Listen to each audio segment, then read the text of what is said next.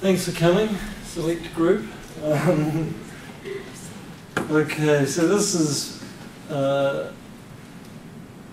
going to be talking about an area that I've been dabbling in for a while, scabies and child health. I think it's an interesting area where we can possibly think about doing some things differently and make some beneficial changes to particularly Māori and Pacific health, I think. So I've kind of, rather than doing a kind of didactic lecture, I'm trying to sort of tell you the story about how I got into the area and how I kind of attacked the evidence. So since this is a methods and issues seminar, I thought I'd better introduce some methods and issues. There's only going to be one slide on that. That's causes versus risk factors, bringing causal thinking back into epidemiology. We'll have a little look at the traditional explanations for what causes rheumatic fever. And then I'll try and lead you through how I became obsessed about scabies. Okay, so observational epidemiology is dominated by describing statistical associations between exposures and outcomes. And the area of causation is kind of a little bit neglected, I think.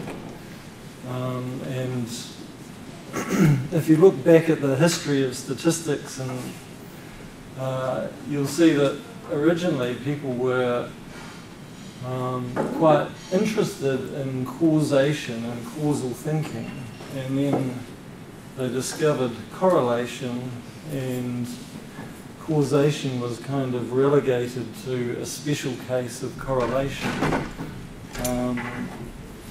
And no worries, welcome everyone. So digging into the scabies talk. So I'm interested in causation because when you want to change the influence, you want to influence the health of a population, I think you need to be fairly sure that you're making a good causal argument.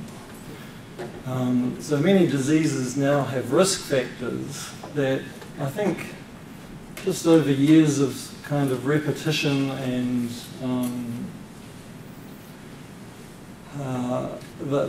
these risk factors are regarded as causal, and often an argument is made that if you address the social determinants of health, then that'll lead to improved public health. So I've been interested in a few little areas of causation. One is directed acyclic graphs that people in epidemiology might know, and there's a guy who's a computer scientist and a mathematician who's done some work in that, Judea Pearl. Then there's the other sort of versions of causality that are around. There's Ken Rothman, who talks about sort of contributing causes and sufficient causes and that stuff. But also talks about competing hypotheses. So it's almost like you've got a number of hypotheses and you're looking for the one that fits best. Pretty simple. And that your data analysis and your studies should really be geared at looking at these competing hypotheses and trying to test between these. And then of course you've got the Bradford-Hill criteria, things like strength of association, consistency, temporality, experimental evidence, those sorts of things, dose-response relationship. So I guess all these things have influenced my thinking. This is the Thornley view of causation, is that you've got these various different shapes that you want to fit and get into this basket. And these various shapes represent different ideas that may or may not fit into your basket. So your job is to select one of the shapes that gets you into the basket. And the shape that fits the best is the one that is most likely to have a causal, to be the cause. So let's have a look at acute rheumatic fever. I know there's some non-medics in the audience, so just to briefly go over acute rheumatic fever. It's a disease that's declined in incidence dramatically since the 50s, and reviewing some of the old trials has shown that in the past you could do a trial with a couple of thousand people and you expect to get 50, 60 cases of rheumatic fever. Now the number of cases in Pacific and Māori is about 20 to 40 per 100,000, so there's been a dramatic decline. It's the traditional explanation, so the famous medical illustrator Frank Netter here is sort of giving you the traditional explanation for rheumatic fever, that is a sore throat, maybe tonsillitis, beta hemolytic streptococci, group A streptococci, infection, so you can also have viruses, but particularly streptococcal infections thought to lead to rheumatic fever. And then there's a cluster of symptoms and sequelae from rheumatic refers to the joints, so you get swollen joints. You also get inflammation of the heart valves, and that's often what patients with rheumatic fever die of prematurely, is naked valves. There's various cutaneous manifestations, and there's even neurological manifestations, chorea, which is a sort of rhythmical movement. So what do we know about rheumatic fever? This is kind of going through my sort of epidemiological history of looking at this. I knew that it's almost exclusively a disease of Māori and Pacific children. There's very few children of other ethnic groups that get rheumatic fever. Linked to streptococcal sore throat infection, many cases also have bacterial skin infection. And the diagnostic criteria are, there's no single blood test that will tell you if you've got rheumatic fever. They're based on a set of criteria, and which includes evidence of streptococcal infection and clinical features. So I don't know of any other disease in New Zealand which is so varied by ethnicity. So this is Liz Craig's epidemiology, counting hospitalisations, including a denominator to get incidence of hospitalisations, and you see that the highest risk in New Zealand are Pacific kids, followed by Māori, and all other ethnic groups are right down there, virtually no cases at all. Since I work for Auckland Regional Public Health, by the way, this talk is not on behalf of them, this is me as an academic. We follow, rheumatic fever is actually a notifiable disease, so I've been interested in looking at the numbers of notifications per month up here, and just using seasonal trend decomposition. I don't know if you know about that, but it's basically a weighted averaging technique where you decompose this messy thing into a seasonal component and a long-term trend component. And you can see recently that although we've made a bit of progress getting cases down, it's starting to slide up again, and things seem to be taking off. That's despite a concentrated effort in Auckland to reduce rheumatic fever incidence through throat swelling in schools. Simon, can we ask questions as you go, or would you like Sure. to save them to the end?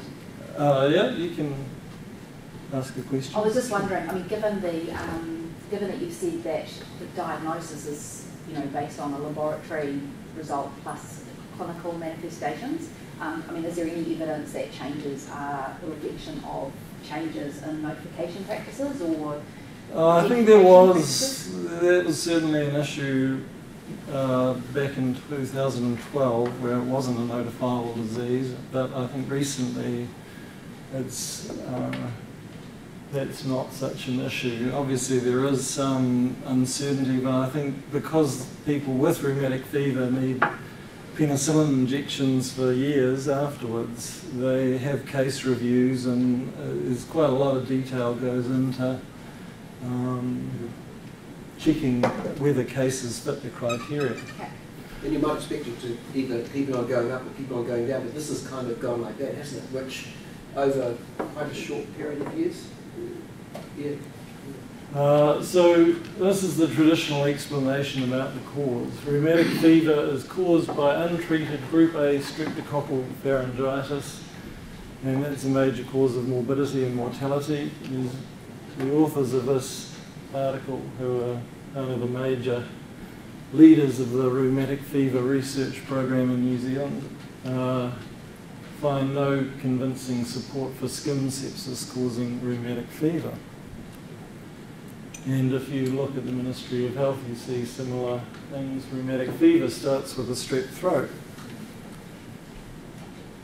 Now, what's the evidence for this? I think I struggled to find the evidence for this. But I think part of it is based on trials which were done in the 50s, mainly in military barracks, for some reason.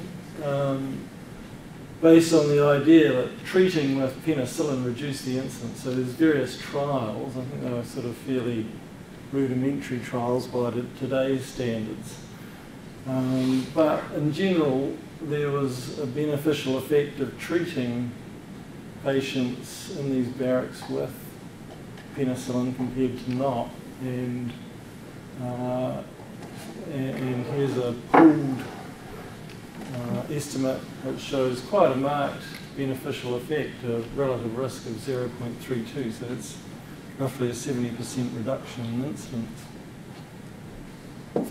But also just note that the numbers in these trials, the incidence of the disease at the time was orders of magnitude higher than what we have today. So this is quite a different environment to today's. You could never do a rheumatic fever trial with 100 or 1,000 participants today. So I guess one of the other issues for me was, okay, it's all about group A strep. So we would expect to see quite a dramatic difference. I mean, rheumatic fever is a disease predominantly of low-income countries.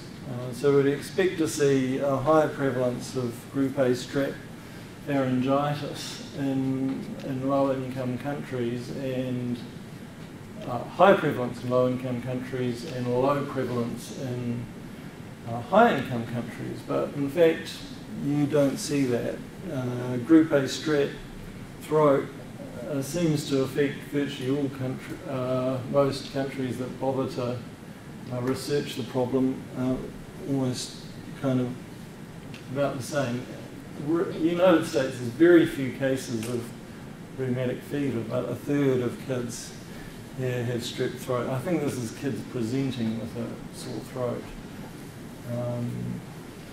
There's some community studies that it shows kind of similar results. So is there a relationship between throat infection and is it at a higher rate in communities with high rates of rheumatic fever? Well, this has been addressed, and I kind of was quite buoyed by the fact that somebody had thought that should be the case, and there was no obvious relationship between the two rates. Where did it all come from? Well, I can trace it back to this paper in 1973, where there was an observation that throat infection was more likely to lead to rheumatic fever than the skin. There was no quantitative evidence to back that particular observation up. Back in 1973, quantitative evidence wasn't always required for making these statements. There was certainly discussion about Impetigo, which is kind of school sores, crusty skin lesions, leading to group A streptococcal infection of the skin and then the throat. And there was an acknowledgement that the cause was not completely known, even though this chap was making a very strong case that it was all bacterial, because rheumatic fever rates were already declining before antibiotics had been developed. Some interesting, it is a little bit of quantitative stuff in there. There's these markers, serological markers, ASO and anti-DNAs, are serological markers of group A strep infection, and part of the reason that they were included was that they seem to go more with throat infection than skin. But you can see that for anti-DNAs it's rather subtle, the difference between throat and skin infection. So one question I had was, what proportion of rheumatic fever cases actually have a strep throat? Because it's not frequently reported.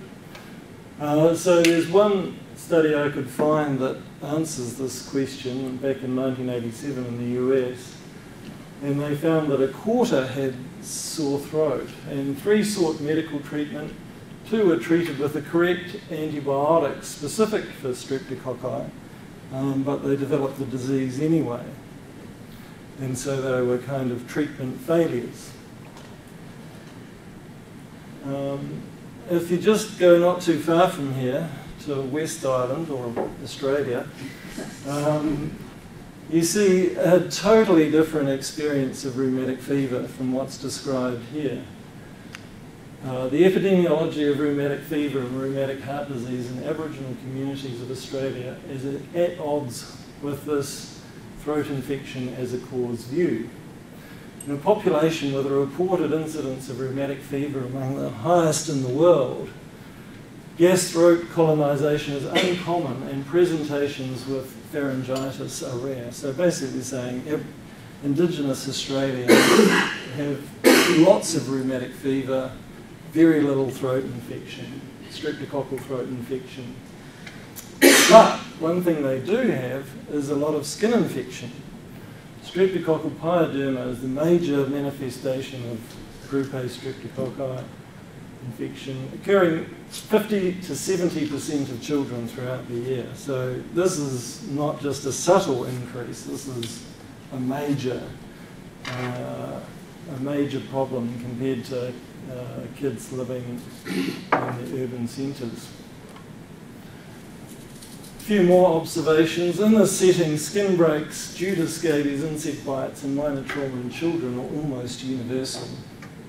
Pyoderma is an everyday problem in non-urban Aboriginal children, and group A streptococcus is the primary pathogen. Okay, so the next question, I suppose, when you're starting to think about this particular hypothesis is, how effective is identifying and treating sore throats? And that study has been done. A cluster randomised study has been done in Auckland where low decile socioeconomically deprived schools were randomised to a school clinic that was focused on identifying group A streptococci, throat infections and treating those. And when all the statistics were tallied, there was 21% reduction in the throat swabbing schools compared to the non-clinic schools, but certainly not statistically significant. Quite a subtle 24 per 1,000 versus 29 per 1,000. So it's interesting reading that paper. 14 out of 22 cases had sore throats. This is in the treatment group. 10 had throat swabs, 5 were positive. Cases in the treatment group. So there was a lot of treatment in the treatment group that should have prevented rheumatic fever if this is the cause. But they were classified as swab or penicillin failures. And so from there's been a meta-analysis. Since that result was rather disappointing, these results were put together with observational study results. Not something that I would have done myself, mainly because I think observational studies, the main issue is confounding, whereas trials, the main issue here, well, you're addressing with a meta-analysis is type 2 error or a false negative. So anyway, with the pooled result, now we have a dramatic benefit from no benefit, and now we have a school program based on this evidence. So, Simon, from the previous slide, of those studies, which ones are observational and which ones are trials? Every one apart from the Lennon study is observational. Okay, so there's an interesting paper by Jonathan Karapetis in Australia where he looks at the chinks in the theory of group A streptococcal infection causing rheumatic fever. And these are the main issues. Many cases of rheumatic fever don't have a sore throat. The only published evidence I could find was about a quarter. Sore throat's actually not part of the diagnostic criteria. If it was a cause, you'd kind of expect that it would be. Some populations have low rates of gas, but the highest rates of rheumatic fever in the world. The school program results were trial was unconvincing, and there was no apparent relationship between, I guess, what you would call etiological evidence of a relationship between rheumatic fever and group A streptococcal throat infection. Simon, just remind us on what the latent period is from sore throat to manifestation of rheumatic fever. Several weeks, isn't it? Chop it out of that meta slide. I actually had a beautiful, I think it's about a month, yeah. So that's probably why it's not part of the diagnostic criteria, I presume. Right, yeah, possibly. People forget about their sore throat. One more question. That last bullet about the ecological overlap, is that about spatial overlap? Well, it's just, it's about looking for correlation at a kind of population level. Okay, so how did I got obsessed about teeth at one point, and I thought maybe sugar in the mouth, feeding this bug in the throat, may predispose, and it seemed to fit since levels of dental caries are much higher in Māori and Pacific children than they are in European, and maybe that it's not quite the same magnitude, it's about a sort of double or triple the incidence of caries rather than a 20, 30-fold difference, but I thought it would be worthwhile looking. So, so the short, I'm not going to talk too much more about that, but the short answer is yes, there is a relationship once you adjust for ethnicity, all that stuff, but it's a rather weak relationship. So let's start thinking about what is the causal factor for rheumatic fever. I guess I've given it away in the title of this talk, but it must be higher prevalence in Māori and Pacific populations and low in other ethnic groups. That's what we'd expect. It's likely to be associated with skin infection. That's from the Australian experience. It's got to be common in areas where rheumatic fever is common. It should be associated with overcrowding and poverty, since we know, I haven't talked about that, but rheumatic fever is strongly associated with those things. And it's something that's been progressively eliminated from high-income countries. So, something that fits those bills is this little bug. This is a mite. It gets under the skin and lays eggs. Just for those of you guys who haven't had scabies, haven't had the joy of having scabies, this is what it looks like. It kind of looks like flea bites, but you tend to get these little crops of vesicle nodules and vesicles and this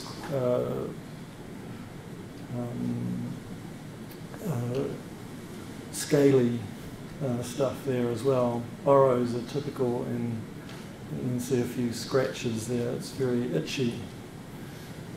If you look with a microscope, you'll see burrows. You can see the slightly translucent burrow, and the real gold is seeing this. It's pathognomonic of scabies is seeing this little delta wing sign, which is the head parts of the mite. And there's various parts of the body that tend to be more affected than others. So web space is a typical genitalia, armpits. And this, scabies can look like a whole range of diseases. This is the nodular form. This is the most infectious form, crusted scabies. So you see a lot of crust or keratin there. Tends to happen in diabetes, immunocompromised. So what about scabies? What do we know about scabies? It's associated with Impetigo in the Pacific and indigenous communities in Australia. The prevalence is very high. We'll present some data later. There's difficulty with the diagnosis. I think one of the most enlightening conversations I had about scabies early on was talking to a dermatologist. He said a dermatologist is not a dermatologist until he's missed scabies. So translating that into epidemiological terms, how would you translate that into epidemiological terms?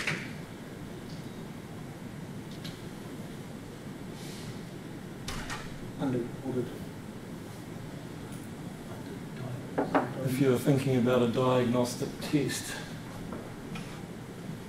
a clinical assessment by a dermatologist is not a sensitive test for scabies. So that was an enlightening bit of information for me, because at the same time I had other clinicians saying I could not have missed scabies. It's difficulty with the diagnosis. If you look at cases of scabies, they've often been treated with steroids before they've had the scabies treated, and there's often a sort of failure of treatment. Risk factors, overcrowding, socioeconomic deprivation, childcare centres.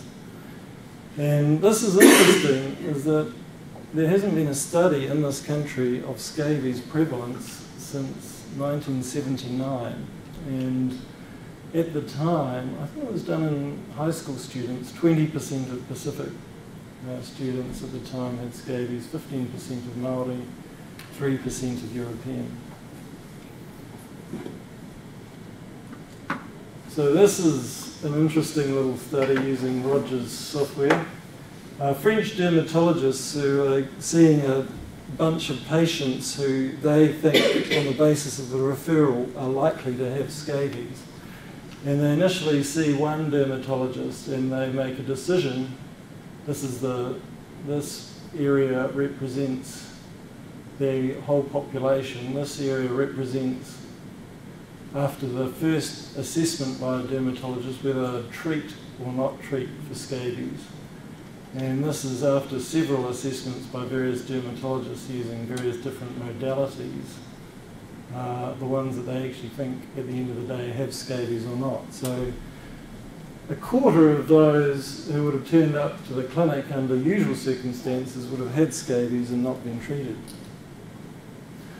There's some other interesting stuff about scabies around. I don't know if any of you know about the Isaac study, which is a big study looking for a cause of asthma, and one of their tasks was to try and get a questionnaire validated around identifying eczema. So they asked various questions about whether your child is itchy and is it coming and going, and where is it itchy. And Roger's software comes to the rescue again. So this is the study population in Ethiopia at this time. This is the proportion of the population that talks about itch, or has a questionnaire positive for eczema, so-called eczema. And this is the doctor's diagnosis of eczema. And this is scabies. So there's all that itches is not eczema. And I don't think this was a dermatologist, I think this was a general practitioner. So there's probably quite a bit of measurement error in these assessments. But just to say that scabies makes the diagnosis of eczema rather tricky. What else do we know about scabies? Just some simple epidemiology. I can't get simpler epidemiology than prevalence, which is just the proportion of patients identified with scabies. And this is various places in the world where scabies is studied. It's a bit sort of patchy. So, but if you look at the highest prevalence area in the world, you'll see that Pacific is the highest. A lot of trials of scabies medication are done in the Pacific, because the prevalence is around 30–40% in many areas. Here is a study where it's up to 80%. And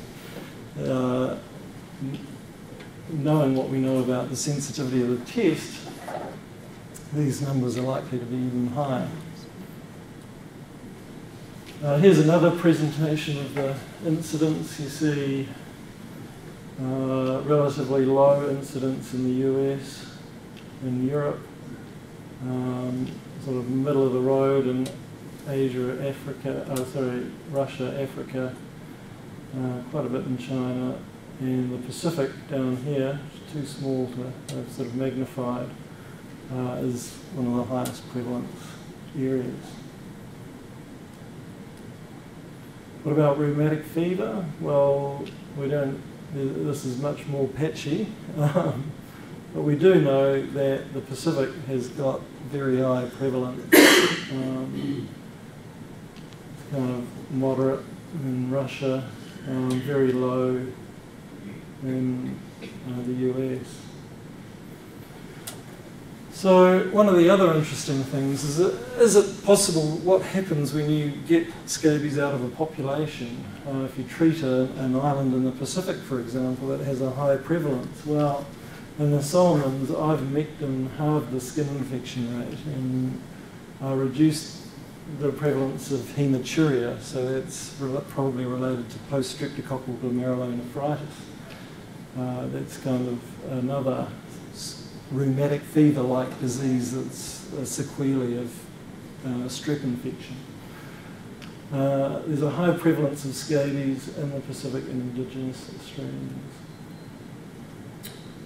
It's interesting being a little bit of a historian of medical history here, because you look back and you see the fingerprints of scabies quite frequently. In Trinidad, there's a great paper where they say the introduction was there was an outbreak of scabies, and then there was an outbreak of post-strep GN and rheumatic fever right afterwards.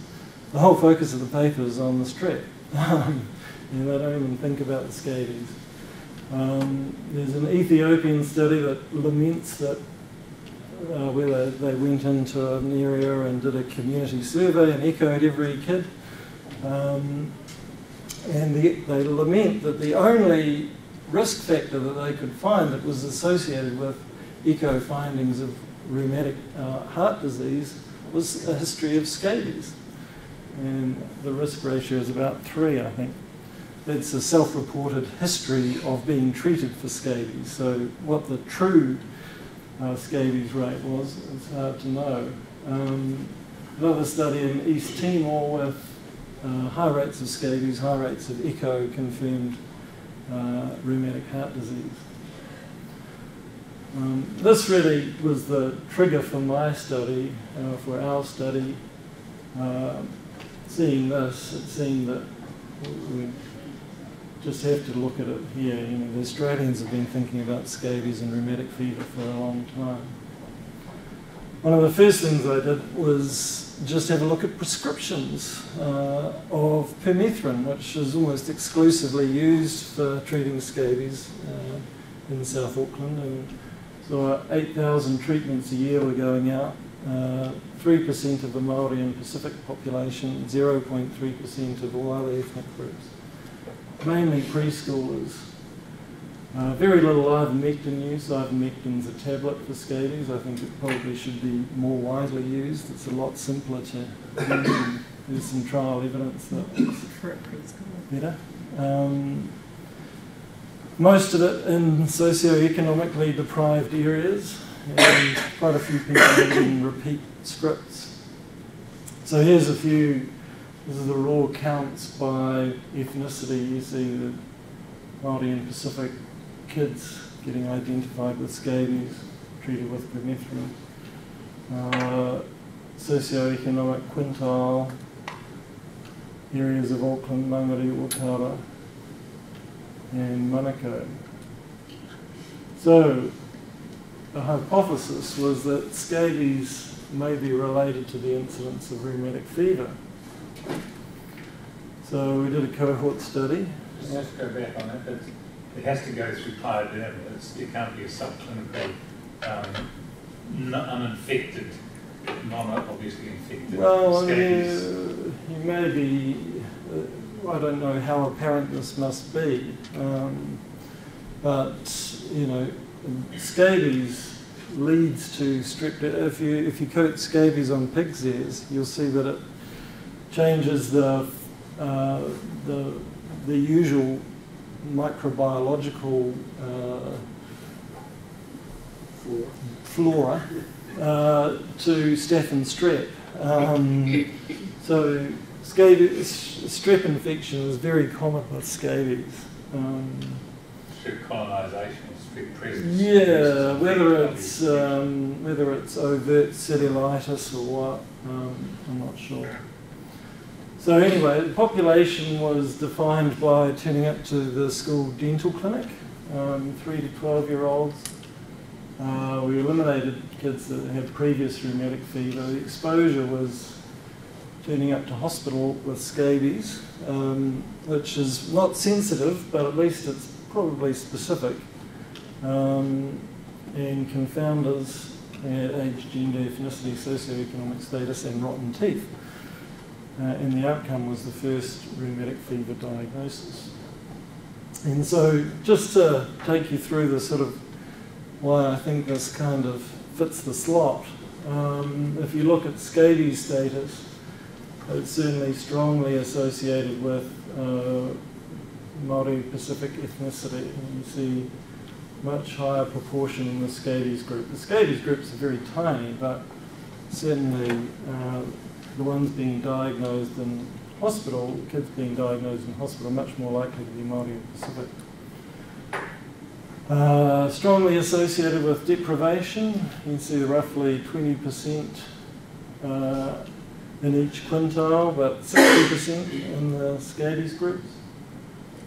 And rheumatic fever, you see in the scabies diagnosed after enrolment, almost 5% have rheumatic fever compared to 0.2 in the no scabies group and about 1% in the before enrolment. So just go back, how many were that number of scabies? These are, okay, notice. So scabies after enrolment, that means you followed them after, from that first dental clinic? During follow-up, yeah. So this is each subsequent dental clinic visit? This is any time during their follow-up. So their follow-up ends when they get the first diagnosis of rheumatic fever. But this is routine follow-up in the dental clinic at a population level, right? This is codes from hospital that are being used. It's a very high mortality. It is, yes. Well, there's 2 deaths. There's, yeah, the mortality rate in that group is high. It's very small numbers. Yeah. It's 1%. Over what period of time? I think the average follow-up time is about 3 years.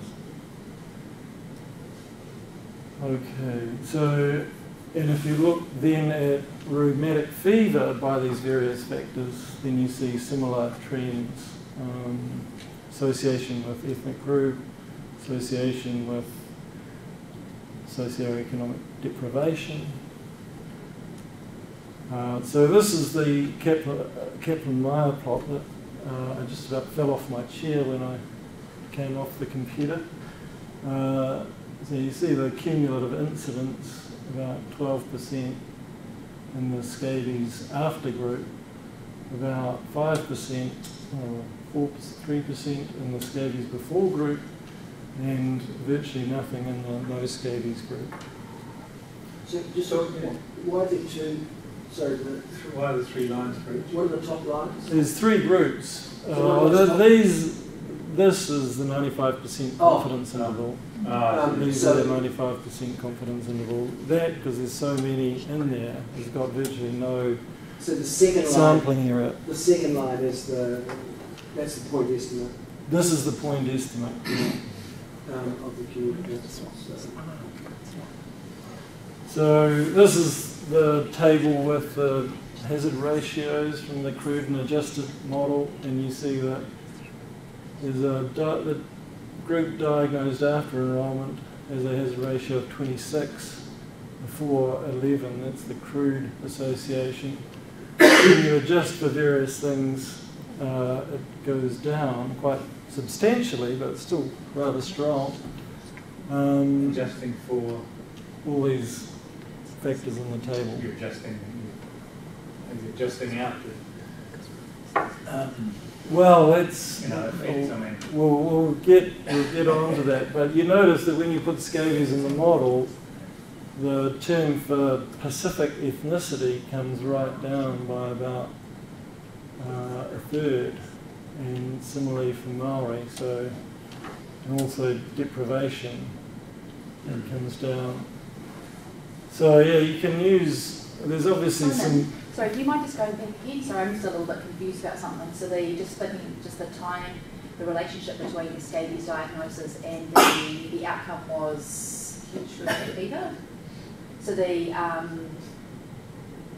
what was the time, so the people that had a scabies diagnosis after cohort entry, what was the relationship between the time at which they had the post-cohort entry scabies diagnosis and an acute rheumatic fever outcome?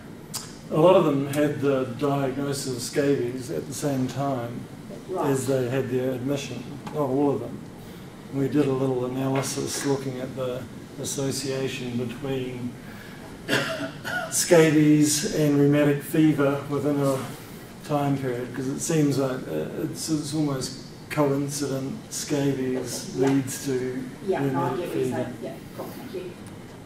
And you see that rotten teeth is associated with rheumatic fever. I put it in there, but it's come down quite substantially. That's 4 carious teeth increments, so it's quite a major difference in the state of the mouth. You can use learning Bayesian networks to try and tease out these relationships between these variables, like you were asking there, Boyd.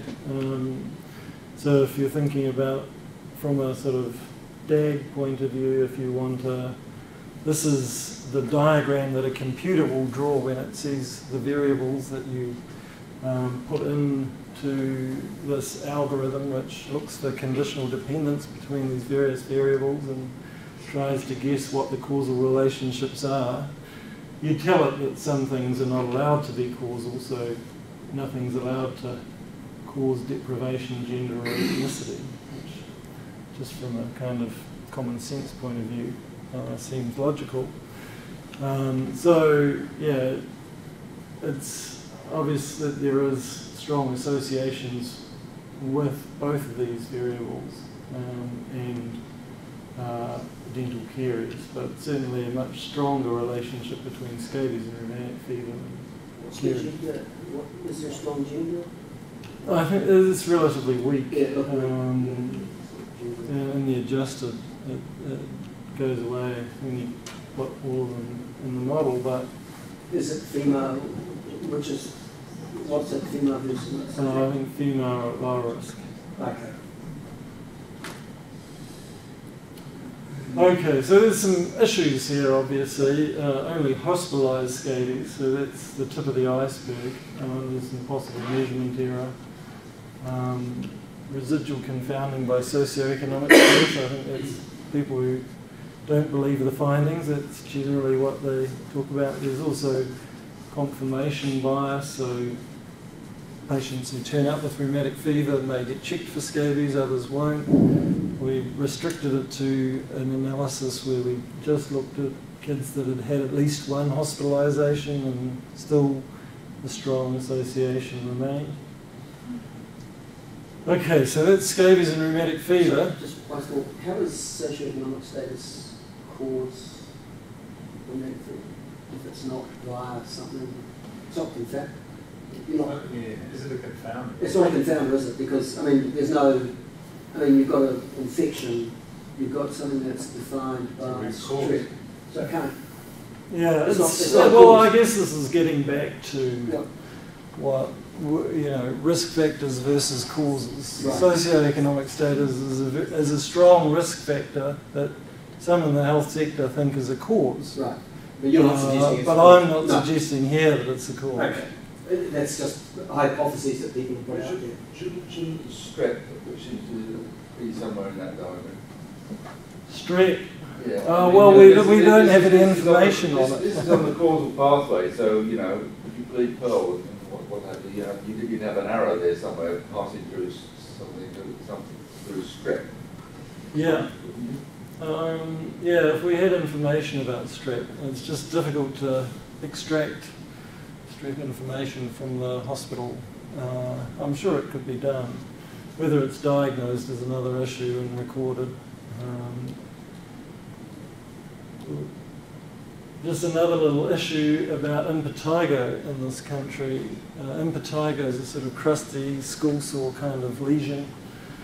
And if you look at the New Zealand academic writing on impetigo, it's all about topical and systemic antibiotics.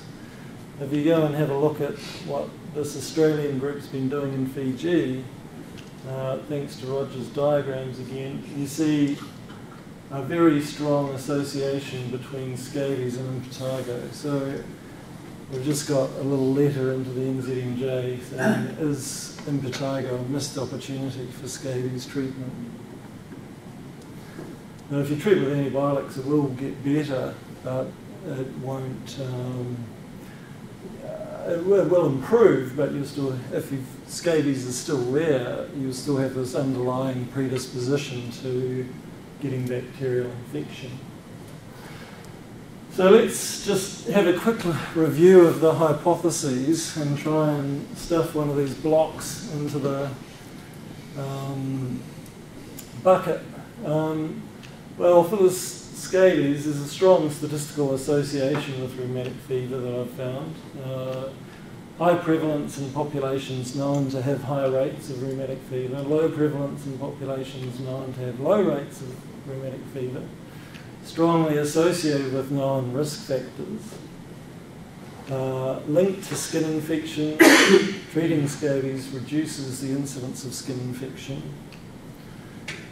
Why has it not been considered before? It's not commonly recognised to be a difficult diagnosis, and there's an issue of normalisation, which some people have raised in places where it's common.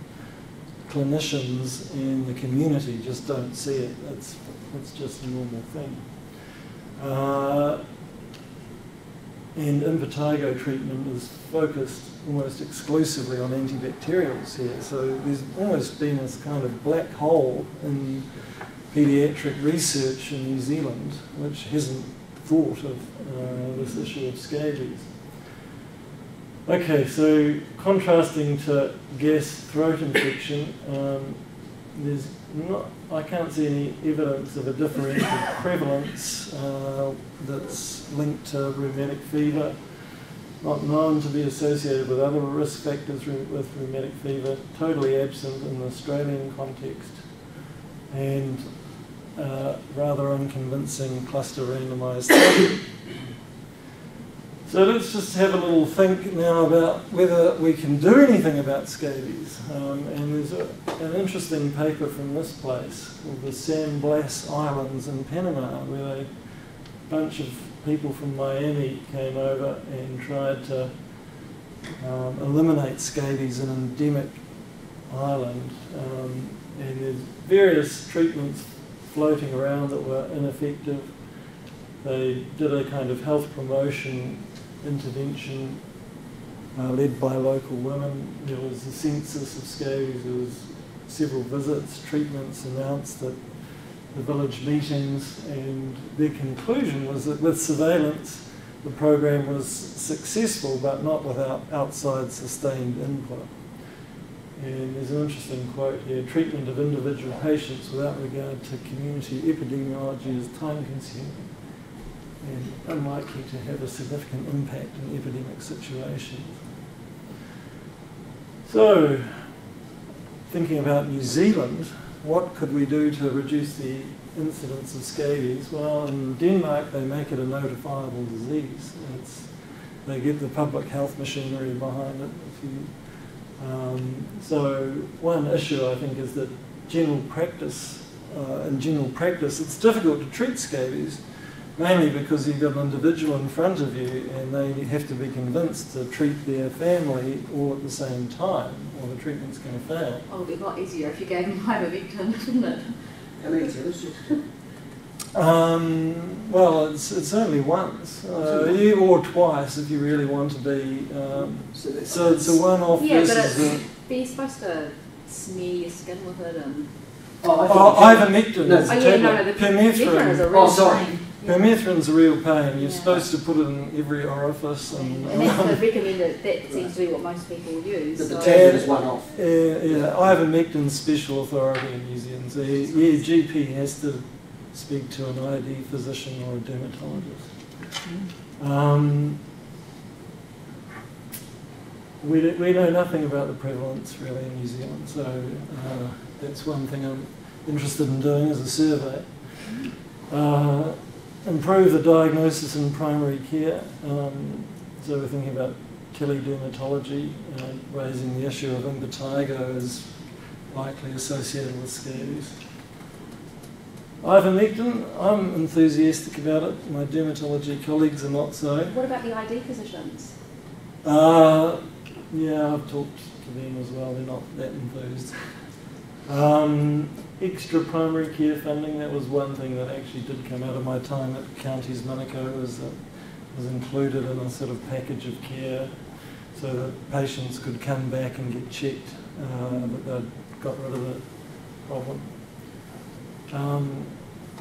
Improve evidence. I think, yeah, this issue, it's still a burning issue, this issue of scabies and rheumatic fever. In my mind, I think it is a causal. It's the shape that goes into the box the easiest, but for a lot of people in the health sector, they're not convinced. So I think a decent case control study would be worthwhile.